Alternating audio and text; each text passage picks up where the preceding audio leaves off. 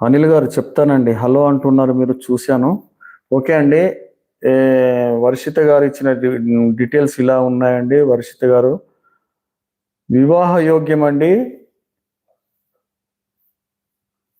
మీకండి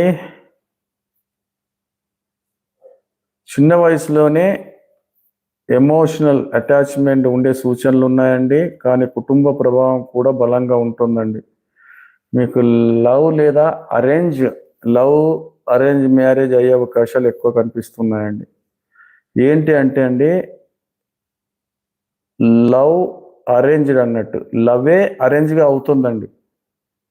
మీకు లవే కానీ అరేంజ్గా అవుతుంది. అంటే దాన్ని ఏమంటారంటే పెద్దల సపోర్ట్, ఫ్యామిలీ సపోర్ట్తో అరేంజ్ మ్యారేజ్గా అయ్యే అవకాశం కనిపిస్తుంది.